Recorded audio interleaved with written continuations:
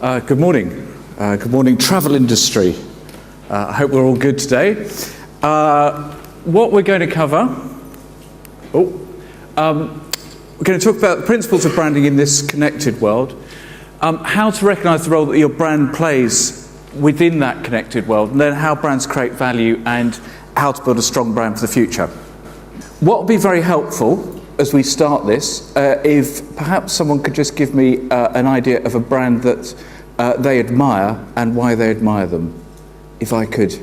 Rolls-Royce. Rolls-Royce. And what is it you admire about Rolls-Royce? Because they stick to Johnson's values to make the best car. Okay, so they stick to their values. Someone else, please. Joe Malone. Joe Malone. And what do we like about Joe Malone? It's lifestyle. Okay. Touch of beach. Okay. Very good. Sense. Okay. Anyone else? One more? Audience participation is required. It's a gentle question. A brand that we admire and why? Paul Smith. Paul Smith. What do we like about Paul Smith? Okay, cool. All right. So we've got Rolls-Royce, we've got Joe Malone, we've got Paul Smith. The point I want to get out early is that no one's turning around and saying what we like about the brand is their logo. Okay? We are not here to talk about logos. We're here to talk about how businesses have become admired businesses. The fact that we've got diverse reasons as to why we admire these businesses is quite curious, but it's made them supremely successful, and I would also say valuable. So let's begin our journey. If we think about brands, there are as many different definitions of brands as there are marketing textbooks, but I think this one's particularly good. It talks about the brand being a living business asset. So firstly, we can see that the brand can be alive and something valued by the business, or in fact a brand can be moribund and more or less have a small pulse beneath the surface. If the brand is brought to life across every touch point, so everything that the business does has an opportunity to amplify the brand, or indeed actually start to dilute the brand. We've all experienced those moments where a company just hasn't lived up to our expectations attached to it. But if we're managing that properly, it creates identification, so we can understand who it is that this has come from. It should create differentiation, and it should also drive value into that business. More on that later. This slide's a bit of a giveaway. If there's one slide that you walk away with today, sort of try and bear this one in mind. So in the old days, businesses would have a business strategy. That business strategy would be communicated across the business. The guys in marketing would get that business strategy. They would interpret that on behalf of the brand. Nothing wrong with that. Then you get a variety of different people who will bring that brand to life, who will execute that brand. Most of those executions will have a brief attached to them. That requires them to talk about the brand in some context of their execution. And what gets interesting within that is that suddenly everyone's talking about the brand on behalf of what it is that they want to do. So it's a bit like an orchestra where everyone's got their own sheet of music on behalf of their instrument, but not necessarily thinking about what it is that they're all trying to achieve overall. But the biggest issue with that is that we start to see that the brand is existing in the marketing domain and is something which is happening outside the business as opposed to inside the business. So over on the right-hand side, we have that business strategy and that brand strategy becoming intrinsically linked to one another. So how do we distill that business strategy to make it right and pertinent for the brand? How do we get that business strategy simple enough that it could fit on the back of the postage stamp? Simple enough that we could explain it to our grandmother, because then at that point it's something we can communicate across the whole business. And the whole business has to feel aligned to the brand, because the guys in finance don't feel a connectivity to the brand. How are they expected to invest in it and not sit with a cost? If HR doesn't understand the brand, who is it they're meant to recruit? What sort of performance standards should we have inside the business? How should we manage our people? So we've got to have that proximity to the brand if it's going to have a chance of living inside and outside the organisation. So look at Virgin, masters at this. If you imagine that we're going to go and work for Virgin tomorrow, you can kind of almost anticipate what it is you wear to work on your first day. If you're a lady, you can almost imagine what sort of lipstick you'd wear on that first day at Virgin. We know the brand so well. Yeah, at the moment, their recent advertising where they talk about we don't have to live in a beige world. We know exactly what they're talking about there. They're kicking British Airways once more. Virgin's advertising only seems to be about how they can needle British Airways and provoke them into some sort of like relatively puerile, fun poking, just to irritate British Airways once more. But we can see this great sense of fun they have inside the business. So if we think about the brand, try and see it's like a pebble dropping into a pond. If we got that brand definition right, it should ripple out in everything that the business does. So it's important to bear in mind in terms of the people and behaviours of the business, the products and services, the environments and channels that we choose to go to market in, and yes, the communications bit. But if we understand what the brand's about, the communications bit becomes really pretty easy. Again, masters of this, let's step out of category. So Apple creates products that didn't need to come with an instruction manual. They're simple enough that a 3-year-old can intuitively find their way around an iPad and enjoy themselves and immerse themselves within it. If we look at people, Apple took a group of people that some years ago were called geeks by the rest of society. Apple celebrates them, calls them geniuses, come to work in our Genius Bar. When it looks at its retail environments, it employs hotel designers because it knows it wants a different form of retail. It wants places where we're happy to go and dwell and just hang out, as opposed to shops that people used to just transact in. And then on top of that, the communications bit becomes easy within that. We can see exactly what it is that Apple's about and how we should communicate it. Yet it is still startling how often, if we're going to talk to an organisation, they will anticipate this brand that they want, the reputation that they want to have in their market. And rather than focusing on how they deliver that reputation, they're still thinking about how they say it. So we have to follow this logical sequence of events. We've got to be it in order to then do it, to then say it. And this is where an awful lot of organisations get tripped up by having lofty and ambitious visions attached to the brand, but not really getting the brand to be working inside the business. And if the brand's not strong inside, it's got no chance of working outside. And particularly in these days of social media, where there's an equalisation between a corporate voice and an individual's voice, it's really important that your people feel aligned to what it is that the business is there for, what its purpose is, so that it feels like it's worthwhile to be engaged with myself in that on a daily basis. And content generation. So I showed this last night in rehearsal, and it got nothing, and I had to reassure Mr. Rehearsal Person that it is genuinely funny. But in this age of content generation, it is just amazing how banal many bits of corporate communication are.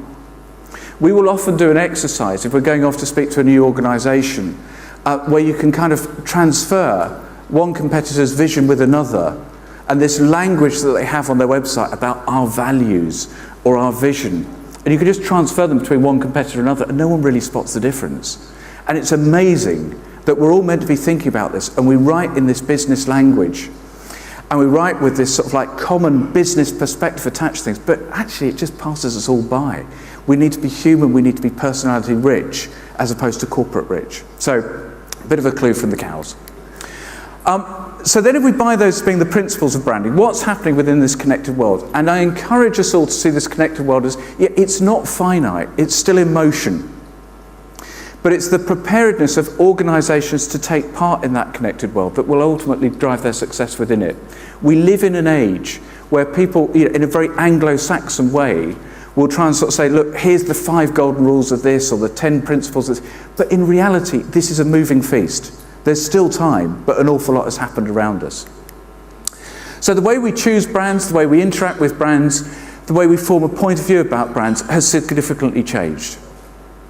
If we go back to the 1990s and we're buying travel, we used to go and see a nice lady like this, and we'd obediently look in brochures, and she'd guide us around that, and then she'd book it for us.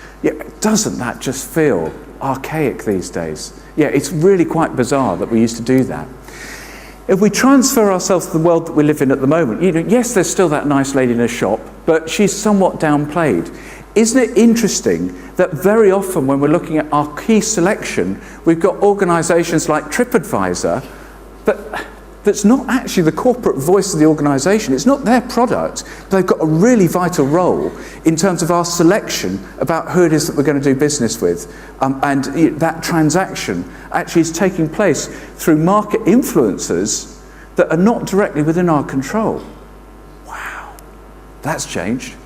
So we think about the purchase funnel and the way that, I have been doing this for too long sometimes, because with the very kind of introduction, it makes me figure that I might have got it all sorted out. But I was recently speaking with an academic, and he said, "You know, Graham, the more that I hear you talk about branding, the more I realise I've got to learn." And I'm kind of thinking, well, actually, I've been at Interbrand for 16 years, and I kind of know there's so much more to figure out. But just 5 years ago, we used to speak about purchase funnels as if they were linear. We'd have a disposition about a number of brands. We'd go and experience those brands. We'd make decisions in a very sort of like strategic fashion. We didn't really see consumers perhaps as being human beings. We didn't embrace the contradictions of their personalities, of their mood swings, of where it is they went. So, these days we've kind of got this bit where brands get added in, and then we go online and brands come out, and brands come in, and brands come out. It's a much more chaotic world that we're currently living within. And we talk the whole time. And as we're seeing, the way that we talk the whole time, our channels of communication has fundamentally changed. Yeah, I don't know my Twitter followers. I love my Twitter followers. I appreciate my Twitter, but I don't really know many of them. Some of them can be quite extraordinary. I was once followed by a man who paints with his penis. Wow! I'm not sure I want to know him, but isn't it quite extraordinary, the revelations that people give about themselves? This is following the chart of someone purchasing a car. And I love this slide for many reasons. It's a 14-week process. What we can see is a colonic way that he's gone about selecting brands and then deselecting brands. To spare you some of the detail of it, he's currently driving a Skoda Roomster. I don't really know what that is. He ends up with a Renault Modus. Again, I don't really know what that is. But what gets quite interesting, the Renault Modus first pops in here. It pops in here for a 2-week period. It drops out again. It comes back in again at the end. In fact, his Skoda Roomster emerges as being one of the final 2 brands that he selects. Having gone through this process of deciding he needs to have a new car, this 14-week mental exercise about what new car, I might just replace it with the one I've already got.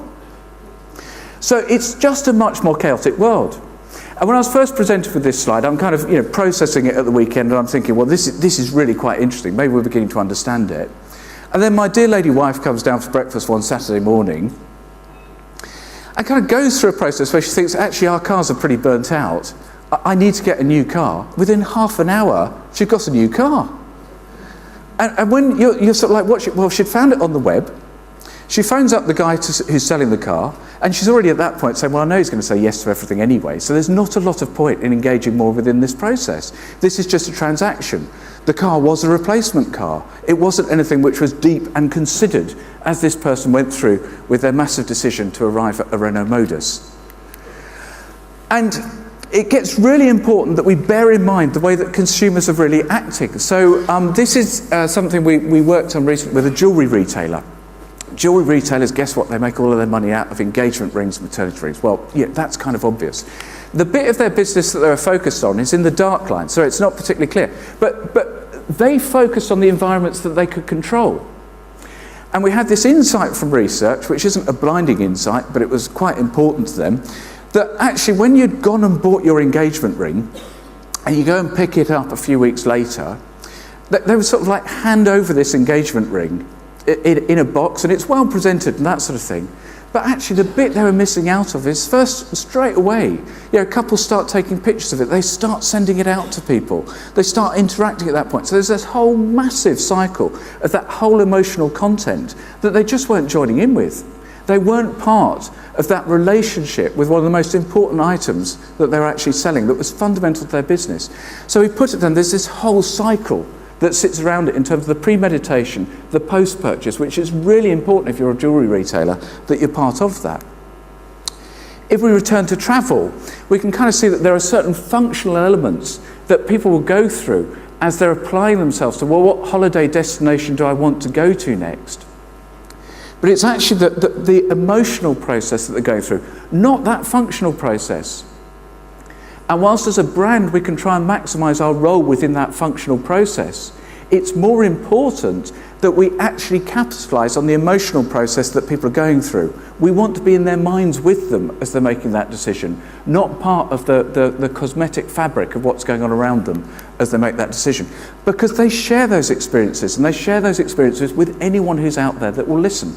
It's an arbitrary process in terms of who's with us on Facebook, Twitter, LinkedIn, but we're talking to them all of the time. So, where we kind of get to is that in the old days, we used to process this thing called a brand or a marketing effort, and it was a linear process, we felt. But it's really important that brands align themselves to that experience as we go through it. So if I illustrate this through a story or a confession, 20 years ago, I advertised Carlsberg Lager for a living. It was good fun. We had this end line of Carlsberg, probably the best lager in the world. My confession is, I know it wasn't probably the best lager in the world. I went to research groups, and I know consumers thought it wasn't probably the best lager in the world. I interacted with a client that probably didn't think it was probably the best lager in the world either. But that was the deal. You know, we make a 30-second spot. We'll entertain you for 28 seconds. It closes on this line of Carlsberg, probably the best lager in the world. That's it. That's what we're doing. That's fine. That's the way the world used to work, and it was all okay. These days, we're living in a much more complicated world. So when the Hyatt in Long Island says, discover the hidden gem of Long Island hotels at our resort-like retreat, casual, comfortable, contemporary, with a trendy edge, Hyatt Regency Long Island is all that and more, we kind of filter that, and we think, well, what's going on? And if someone else on TripAdvisor is saying that the Long Island Hyatt Regency is a hotel sadly in need of a room update, nice structure, nice lobby, but old faded rooms, I would not stay there again unless they made the investment and refurbished. Good breakfast buffet. Well, which one of these two do we believe? So unless we're a big fan of breakfast buffets, we're unlikely to go to the Long Island Grand Hyatt. And we can see all around us that the way that people are presenting themselves and the reality of what's happening, there's two kind of different things. And we've got to find the right way to present our products with the appropriate degree of aspiration, but we've really got to deliver it. I was looking at this slide last night, and kind of thinking, actually, I quite like that whopper on the right-hand side as opposed to the one on the left-hand side, but perhaps that was more about the condition I was in at the point.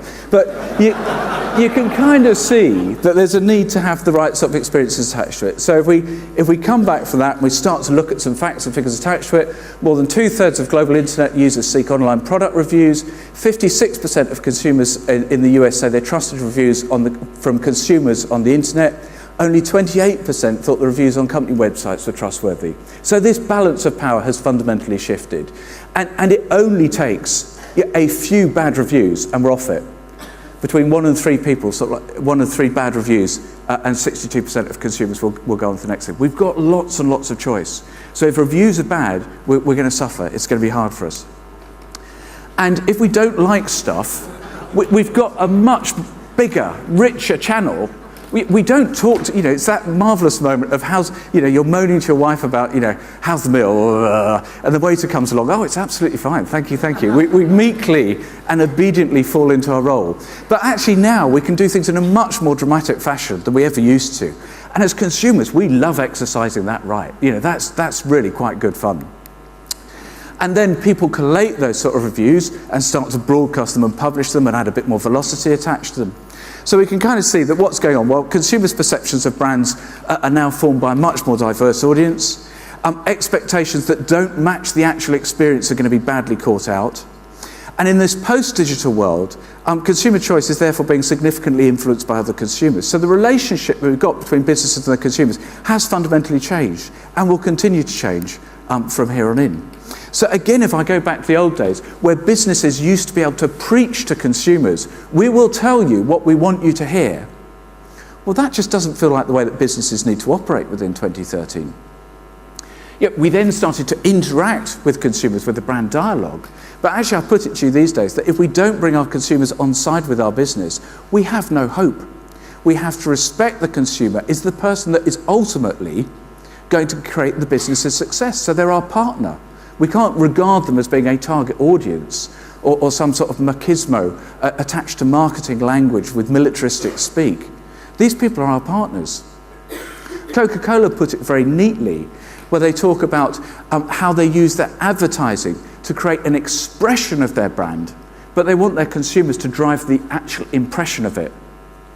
So we're recognizing that within social media, the voice that our consumers have, and indeed the voice that the people inside our business has, it massively creates an opportunity for us if we've got people on our side.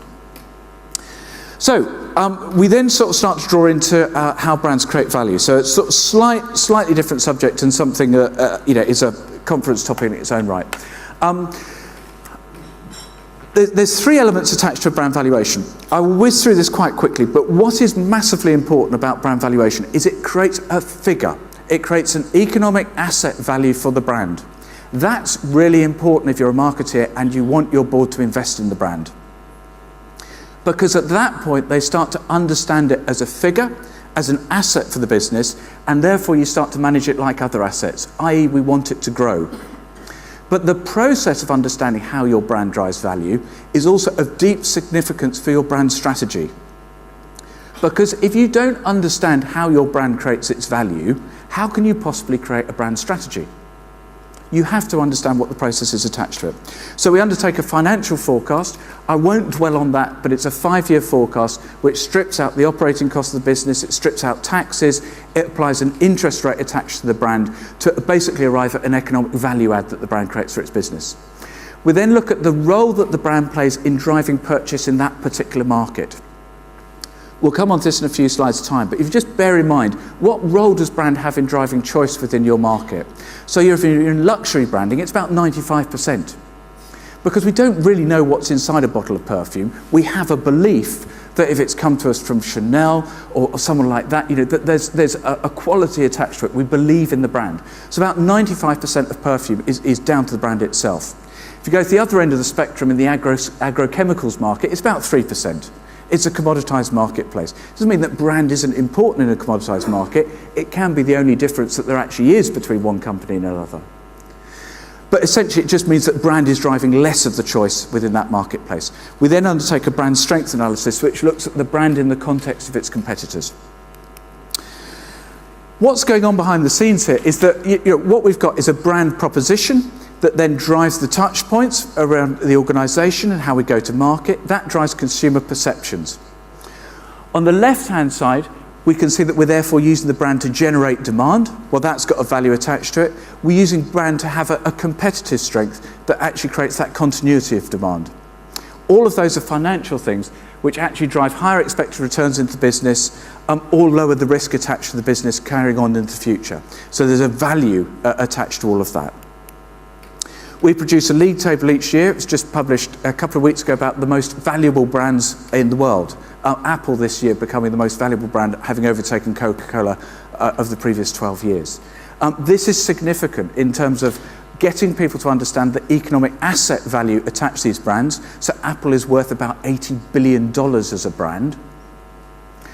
But also, it gets businesses talking about brands in the right way, about this value that can be attached to brands. This table was once voted the third most influential study amongst American CEOs, which I think for our media friends at the back perhaps says more about modern media than most things. The fact that a league table can actually achieve its own status within league tables is perhaps interesting.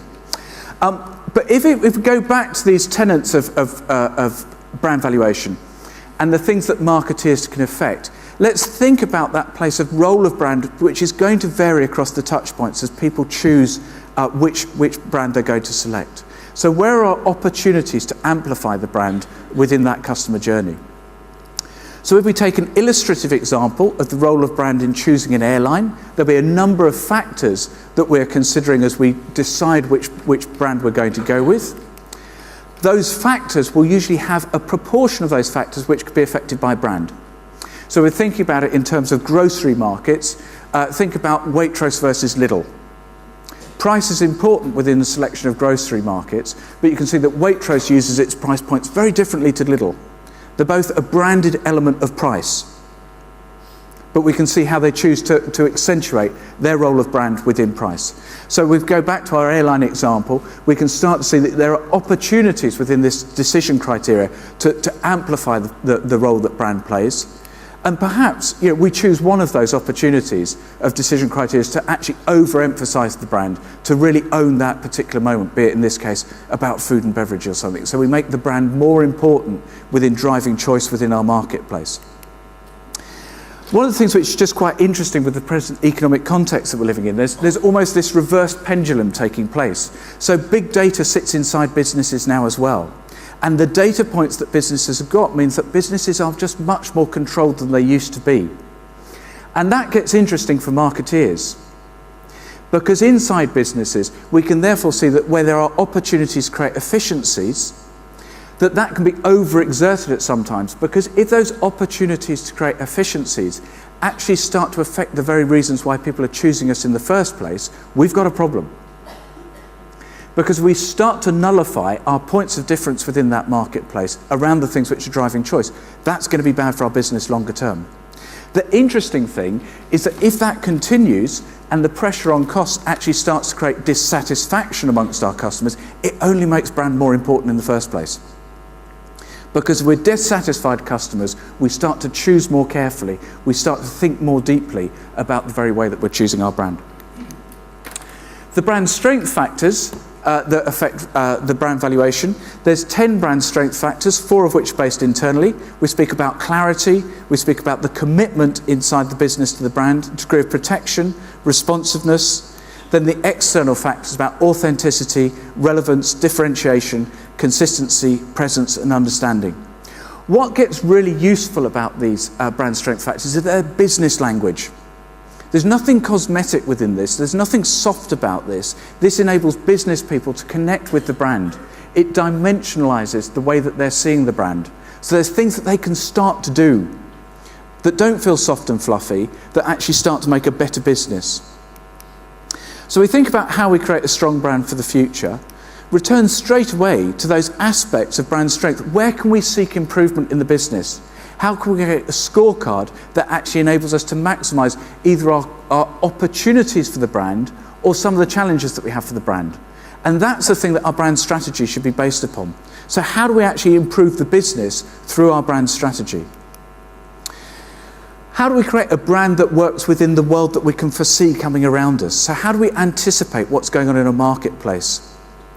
How do we transform the sense of desire within that marketplace? How do we get that sense of involvement and participation so that our consumers and our users feel like they are active participants within our business? We get that relationship right so that they feel like they're partners.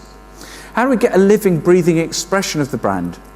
Which doesn't mean that we're changing our brand strategy every 5 minutes, but just means that we keep the brand contemporary with what it is that we can see that's going on.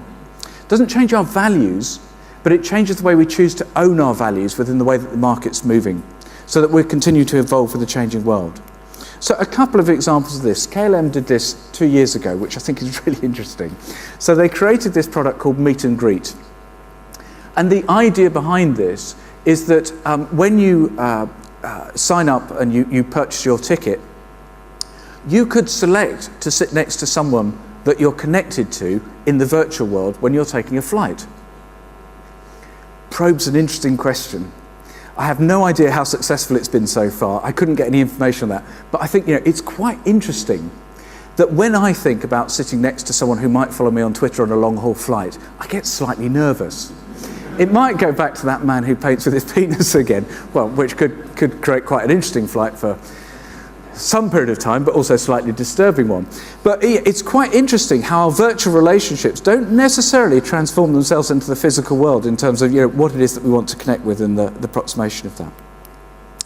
More interestingly still, I don't know if you come across this site eatwith.com. What they're doing is looking at the travel industry and rather recognising the role of restaurant reviews. Actually, if you want a deep immersive experience, go and eat at someone's house. And they are finding people who want to be hosts to draw tourists and visitors to their nation into their house for a real live dining experience. And they're finding people who actually want to go to people's homes rather than a restaurant. Interesting. So if we return to what we can do about the future, think very tightly about what's our organisation good at, what's our vision, what's our capability, and then driving that through so we've got a compelling vision at the heart of the brand. But as importantly, what is it that's driving demand in our marketplace? What is it that consumers need, so that we can transfer that with market opportunities? And that intersection between something we can do really well, that we're passionate about, that we feel has got purpose, and something people actually want, is a great place for a brand to be. And quite often, we can see that brands are finding that proximity difficult. And lastly, think about how we get our brand onto a page. Think with the discipline attached to the strategy of what's our perspective on the brand, what's our values attached to that, what's our competitive positioning within our marketplace, what's the personality that we need to present, and then who's the target audience that we're basing this upon, what's the insight, what's driving choice within their marketplace, so that we arrive at this proposition of being the most compelling thing we can say about the brand. This right-hand side, that's going to be changing. That's part of the fascination of what's going on. Accept that change, move with that change, and have a lot of fun doing it. So thank you for your time, and have a great rest of the day. Thank you.